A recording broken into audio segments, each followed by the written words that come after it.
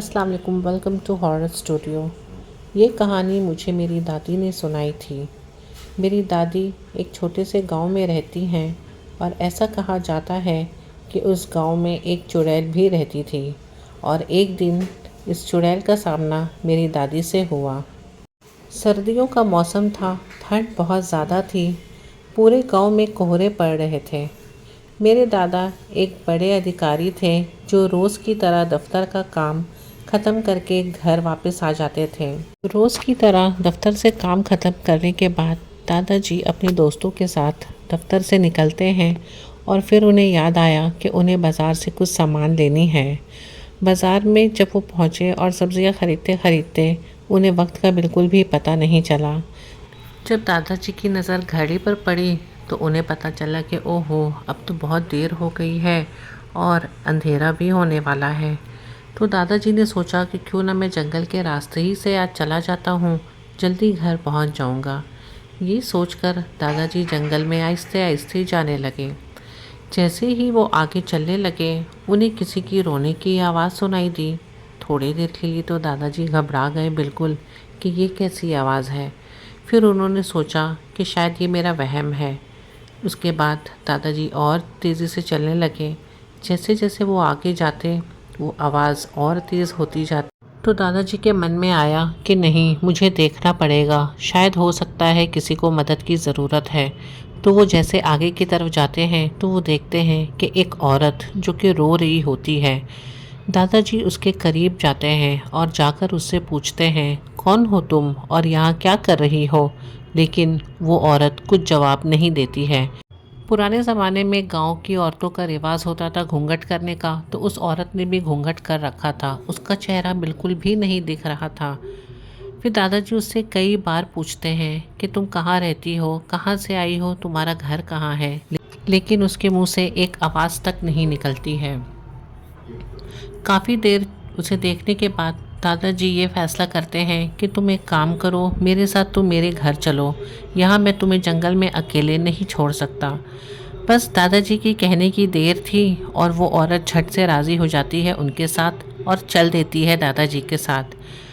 अंधेरा होने के कारण और काफ़ी देर होने के कारण दादाजी का इंतज़ार सारे घर वाले करते हैं कि इतनी देर हो गई, अभी तक दादाजी नहीं आए। जैसे उनकी आहट मिलती है तो सारे घर वाले बाहर आ जाते हैं। बाहर से दादाजी को आते देख सारे घर वाले बाहर आ जाते हैं और दादी थोड़े गुस्से में आके दादाजी से पूछती है, कहाँ रह गए थे इतने देर, अंधेरा हो गया है। अभी दादी ने ये सवाल किया ही था कि दादी की नज़र उस औरत पे पड़ती है और वो दादाजी से पूछती है, कौन है ये? तो दादाजी कहते हैं, ये एक औरत है भली जो कि जंगल में बेचारी भटक रही थी, तो मैं इसे घर ले आया। और ये शायद गूंगी है, ये कुछ बोल भी नहीं पा रही है।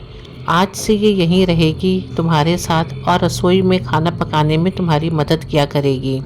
दादी को ये चीज़ कुछ अजीब सी लगती है, लेकिन दादी उस वक्त कुछ नहीं कहती है और उस औरत को लेकर अंदर की तरफ चली जाती है। वो औरत घूंघट ओढ़कर वहीं पर बैठी रहती है। दादी उसे लेकर रसोई घर में जाती है और थैले से मछली निकालने के लिए कहती है और कहती है कि जल्दी से खाना बना लो, सबको भूख लगी है। ये कहकर दादी बाहर की तरफ चली जाती है। 10 मिनट के बाद दादी रसोई में पहुंचती हैं तो देखती हैं कि अभी भी वो औरत मछली लेकर बैठी हुई है। दादी को बहुत गुस्सा आता है और दादी उससे कहती हैं कि तुम अभी तक यहाँ बैठी भी हो, खाना बनाना शुरू भी नहीं किया, कब खाना बनाओगी और कब हम लोग खाना खाएंगे? वो औरत का चेहरा अभी भी ढका हुआ था, इसलिए किसी ने भी उसका चेहरा नहीं देखा था। दादी ने उसका चेहरा देखने की कोशिश की लेकिन उसके चेहरे नहीं देख पाई। दादी ने बोला कि ज़रूरत हो तो बुला लेना, लेकिन फिर भी वो औरत कुछ नहीं बोली। दादी को लगा कि शायद अनजान लोगों की वजह से ये झिझक रही है, जिसके बाद दादी चली गई। रसोई में अजीबोगरीब आवाज़ आ रही थी। फिर 10-15 मिनट के बाद दादी रसोई में आई तो रसोई का नज़ारा देखकर दादी बहुत डर गईं। उनके पैर वहीं पर जम गए। दादी के गले से आवाज़ भी नहीं निकल रही थी। दादी ने देखा कि रसोई में वो औरत बैठकर कच्ची मछलियाँ खा रही है। रसोई में मांस और हांडिया के टुकड़े बिखरे हुए पड़े हैं। उस औरत का घूंघट भी सर पर नहीं था और उसका चेहरा बेहद डरावना था। इतना डरावना कि दादी को समझ में आ गया था कि ये कोई और नहीं, ये चुड़ैल है जो मछली खाने में मगन थी।